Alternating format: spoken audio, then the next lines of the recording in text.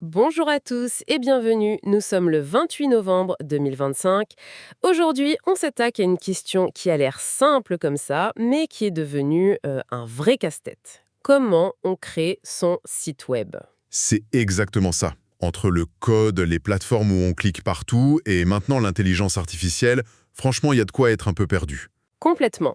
Mais pas de panique, chez les mordus, on a décortiqué le sujet pour y voir plus clair. On va explorer ensemble les trois grandes approches pour lancer un site en 2025. L'idée, c'est que chacun puisse trouver la méthode qui lui correspond vraiment. Au programme, on a la méthode traditionnelle, l'artisanat du codage, L'efficacité redoutable du no-code, et la petite nouvelle qui change tout, la révolution du vibe coding avec l'IA. et pour celles et ceux qui nous rejoignent pour la première fois, je suis Michel. Et moi Léa, et ensemble nous sommes les mordus. Allez, c'est parti pour notre analyse.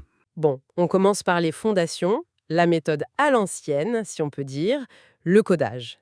L'art d'écrire son site soi-même, ligne par ligne. C'est la voie royale pour avoir un contrôle absolu. Oui, on parle des langages de base, bien sûr, HTML et CSS pour la structure, le style, JavaScript pour que tout ça bouge et soit interactif. Mais aussi de technologies bien plus complexes, hein, comme React ou Node.js pour les gros projets. Tout à fait. Les avantages sont immenses. On a un contrôle total sur le design au pixel près. Et le site est souvent ultra rapide, parce que le code est fait sur mesure, il n'y a pas de superflu. Surtout, il n'y a aucune, mais vraiment aucune limite à ce qu'on peut créer. C'est aussi une compétence qui a une valeur folle sur le marché du travail, il faut pas l'oublier. Mais attention, il y a un revers à la médaille. Et il est de taille, hein, Ah oui, la courbe d'apprentissage est, disons, verticale. carrément. Il faut compter au moins 6 mois pour maîtriser sérieusement les bases. Et c'est un processus qui est lent. Et la maintenance, la sécurité, les bugs, les mises à jour, ça peut vite devenir un cauchemar. C'est un peu comme construire sa propre voiture de A à Z. C'est incroyablement gratifiant, mais... Mais ça demande du temps et une vraie expertise technique. Donc, c'est une méthode idéale pour les futurs développeurs, les perfectionnistes. Ou les projets qui ont besoin de fonctionnalités vraiment uniques, très spécifiques. Passons maintenant à la deuxième approche, celle qui a tout changé, qui a démocratisé la création web. Le no-code. Exactement. Le principe est d'une simplicité désarmante. Créer un site complet sans écrire une seule ligne de code. C'est un peu comme un jeu de construction numérique, en fait. C'est ça. On choisit des éléments, on les glisse, on les dépose, on ajuste les couleurs, les textes. Et hop, le tour est joué. La promesse, c'est de pouvoir lancer un site de qualité pro en quelques heures. Et dans ce domaine, il y a des plateformes qui sont reines. On pense évidemment à Wix. Le couteau suisse, un peu, pour sa simplicité. Voilà. Il y a Webflow, qu'on surnomme souvent la Ferrari du no-code. Ah oui, pour un design très poussé. C'est ça. N'oublions pas Squarespace, le roi du design, parfait pour les portfolios. Et bien sûr, le géant WordPress. Il fait tourner 43% des sites web. Souvent avec des outils comme Elementor pour simplifier la création. Les avantages sont évidents. C'est rapide, c'est accessible, pas besoin d'être un technicien. Et on a des designs magnifiques déjà prêts à l'emploi. Et puis tout est souvent inclus.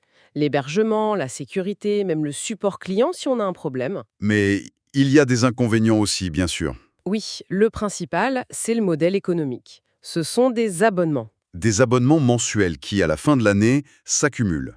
On est aussi dépendant de la plateforme. C'est très difficile de déménager son site ailleurs. Et parfois, on peut finir avec un site qui ressemble un peu à beaucoup d'autres. C'est vrai. Cela dit, pour 80% des projets, Ah oui. sites vitrines, blogs, petits e-commerce, le no-code est largement suffisant. C'est clairement le meilleur rapport temps-résultat pour se lancer. Et on arrive à la troisième méthode, celle qui ressemble à de la science-fiction, mais qui est bien réelle. Le vibe coding, c'est le vrai game changer de ces dernières années. Le concept est révolutionnaire. Complètement. Au lieu de coder ou de cliquer, on parle à une intelligence artificielle. On lui décrit ce qu'on veut, du genre crée-moi une page d'accueil avec une grande image et un formulaire de contact en bas. Et l'IA, pouf, elle génère tout le code. HTML, CSS, JavaScript, tout ce qu'il faut. C'est comme avoir un développeur ultra performant qui serait disponible 24 heures sur 24. C'est ça. Des outils comme GitHub Copilot, ChatGPT ou V0.dev de Vercel sont à la pointe de cette technologie. Les super pouvoirs de cette méthode, c'est la rapidité. On peut prototyper en quelques minutes.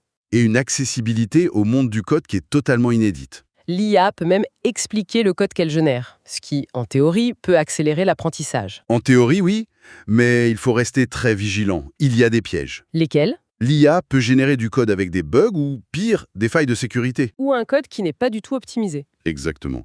Le plus grand risque, en fait, c'est d'accepter et d'utiliser du code sans le comprendre. Et là, le jour où il y a un problème, pour la maintenance ou la correction, c'est l'enfer.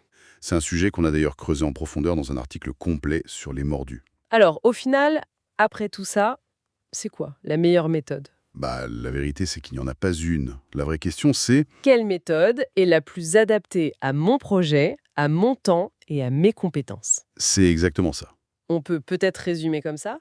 Le codage, c'est pour ceux qui visent le contrôle total, qui ont des besoins très spécifiques. Et qui sont prêts à investir beaucoup de temps pour apprendre. Le no-code, lui, est parfait pour ceux qui veulent aller vite. Qui privilégient le design et qui veulent se concentrer sur leur métier, pas sur la technique. Et enfin, le vibe coding. C'est l'idéal pour ceux qui cherchent à combiner la rapidité et la personnalisation, surtout pour créer des prototypes. Ou pour les développeurs qui veulent juste booster leur efficacité. Chez les mordus, on est convaincu que le combo gagnant pour 2025, c'est une approche hybride. C'est-à-dire, On ne choisit pas un camp, on les combine. D'abord, on commence avec le no-code, pour tester rapidement une idée sans se ruiner. d'accord, ça a du sens. Ensuite, on explore le vibe coding, pour commencer à personnaliser son site, pour accélérer le développement. Et en dernier, Et enfin, on maîtrise le code, si et seulement si on veut passer au niveau supérieur et avoir une liberté totale. le secret, en fait, c'est de ne pas les opposer. Voilà, on ne les oppose pas, on les combine. On peut très bien avoir son portfolio sur Wix et apprendre à coder en parallèle. L'important, c'est de se lancer. Voilà, on a fait le tour des 3 grandes manières de créer un site web en 2025. La maîtrise artisanale du codage La rapidité accessible du no-code. et l'avenir fulgurant du vibe coding. On espère que cette analyse vous aidera à y voir un peu plus clair. Peu importe la méthode qu'on choisit, le plus important, c'est de commencer. C'est de donner via ses idées sur le web. Merci beaucoup de nous avoir écoutés. On vous dit à très bientôt pour un nouveau sujet avec les mordus.